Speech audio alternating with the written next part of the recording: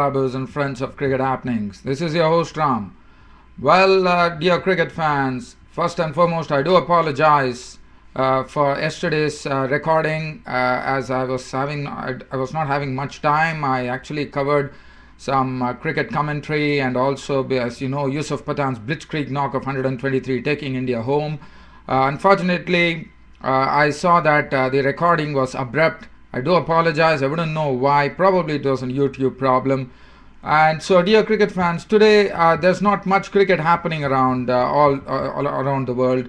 So basically, what I'm going to do is I'm going to cover some cricket news today, and I'm also going to analyze certain teams, certain cricket matches which are going to be played in the future.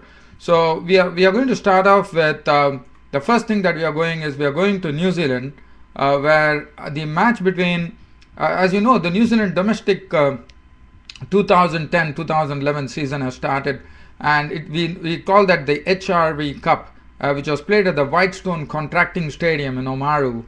It's a 20-over match, a 2020 contest, and what is very important as far as this particular domestic tourney in New Zealand is concerned is they have two Australians actually playing in the team, and that is one is Brad Hodge, who is playing for Northern Districts, and he had a very good hand in Northern Districts' win over Otago in this match, where actually Northern Districts won this match by 9 wickets, with Brad Hodge of Australia scoring not out. He's retired, as you know. Brad Hodge normally plays in the IPL, but now he's retired from Australian cricket, and he made not out 68 of 60 of 41 deliveries with 4 sixes and 6 fours. And David Warner, the explosive dynamite from Australia, was opening with Brad Hodge, and he contributed only 4 runs. He was a victim of Macmillan. As far as Northern Districts. Northern Districts actually, Otago was the one who actually took first strike, and they were 132 all out in 20 overs.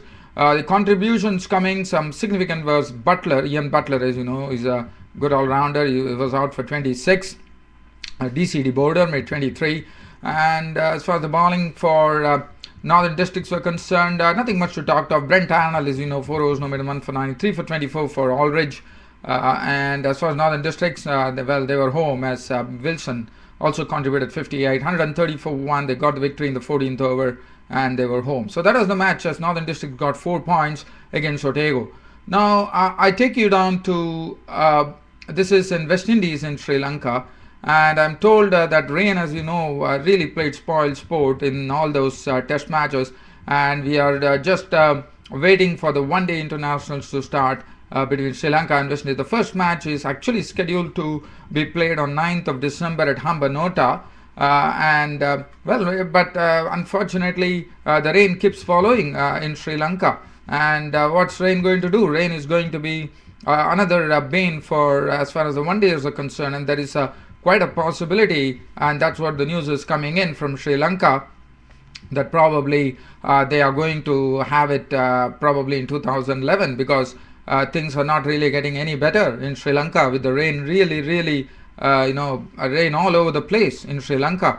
So the squad is just looking at the squad here. Rangana Herath has got in. Muthaiya Muralidharan has been rested for the first 2 one-day matches. Rangana Herath takes his place, and also there are 2 notable omissions too. Dinesh Chandimal and Dhamika Prasad not in the side. Ajanta Mendes is there, so it's going to be interesting. And Hambantota is also going to host its first game there, because what's going to happen is Hambantota will also be a host for the 2011 World Cup, when actually the 2011 World Cup, as you know, is starting on 19th of February.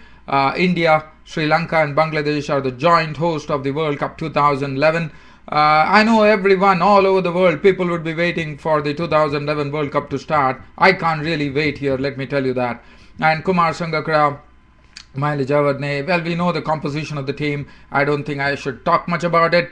The other news that I have is the local news coming in from Canada here.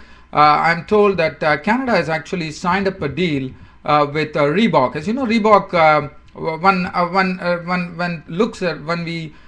we look at the at Reebok, one can only remember sports shoes, and Reebok has actually signed. In fact, Canadian cricket has actually Canadian Cricket Board has actually signed a deal with Reebok, the manufacturers of shoes, and they are the ones who are going to be the sponsors for all of Canada's matches, whether it is under 15, under 19, World Cup 2011. They are the ones who are going to be the prime sponsors as far as Canada is concerned.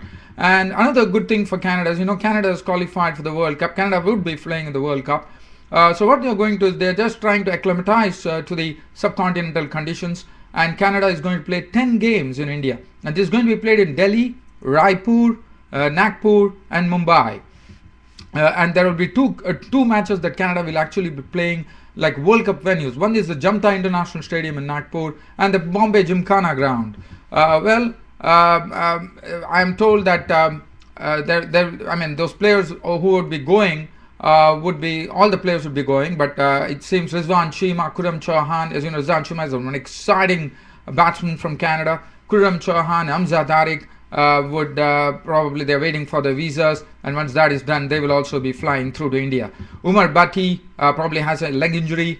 He's a pace bowler from Canada, as you know. And well, this is the news this Cricket Canada has actually signed up a deal with Reebok, and they're going to go to India and actually get prepared for the World Cup. And I think that's a very good thing to do, because you get a feel of the Indian conditions, the subcontinental conditions, and probably you'll be in better position. I think now this has become the norm. As you know, South Africa, that Virendra Sehwag, Umesh Yadav, and Jaydev Unadkat, the new find for India, as Wasim Akram has spoken very highly of him, and they are all there in South Africa, actually acclimatizing to the conditions so that they get used to the bounce.